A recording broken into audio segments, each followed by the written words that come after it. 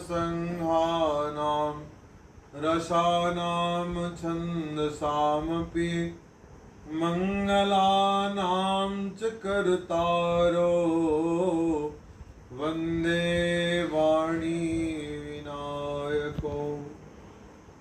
संकल्प। कुछ दिन बीते।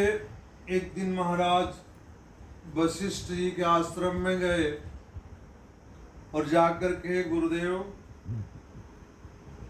मंत्रीगण, अवध के सभी लोग, गुरुजन ये सब कहते हैं कि राम सब लायक हैं और सब कोई प्रशंसा करता है। मित्र तो करते ही हैं, शत्रु भी राम की प्रशंसा करते हैं। महाराज राघव सब लायक हो गया है।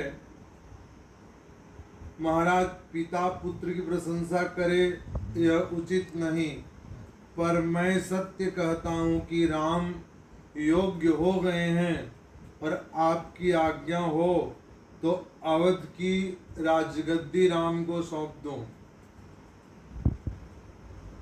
महाराज एक आकांक्षा है कि राम सीता राज सिंहासन पर बैठे और कौशल्या, सुमित्रा, कैकेयी ये आरती उतारे। इसके बाद प्राण छूट जाए तो कोई बात नहीं, कोई खेद नहीं होगा। अवधेश ने जब राम जी को राजगद्दी देने के विलासा व्यक्त की, तब वशिष्ठ ने कहा कि महाराज आप धन्य हो। आपने जो विचार किया यह केवल अयोध्या का नहीं बल्कि जनमानस का कल्याण होगा, विश्व का कल्याण होगा और विश्व जगत के हित के लिए यह बात आपने कहा। इसलिए अवश्य ही राम को राज्यगद्दी दे दीजिए। श्री राम के चरणों में अर्पित करना है तो संत कहेंगे जल्दी करो, इसमें मुहूर्त देखने की कोई जरूरत नहीं है। वशिष्ठ ने कहा कि राजन जल्दी करो, आपने बहुत सुंदर निर्णय लिया है, आपका निर्णय जगत को प्रेरणा देगा।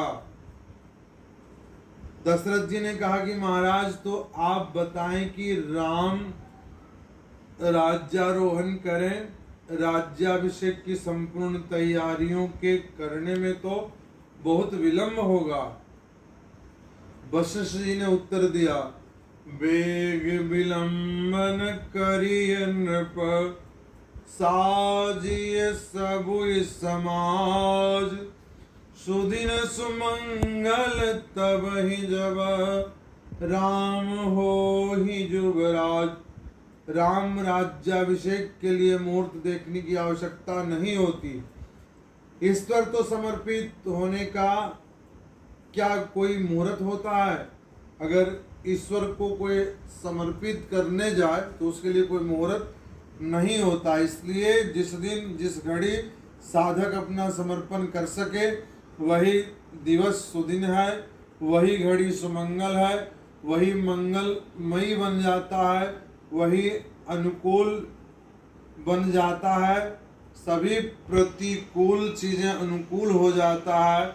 और जिस दिन राम का राज्य गद्दी होगा वही सुमंगल, वही घड़ी, वही मुहूर्त धन्य धन्य है। दशरथ जी ने कहा महाराज आज दिन रात में सारी तैयारियां हो जाएगी और कल प्रातः काल राम को राज्य तिलक दे दें। वशिष्ठ ने कहा कि हाँ, कल प्रातः काल ही राम जी को राजगद्दी पर बैठा। बोले राजा रामचंद्र भगवान की जय।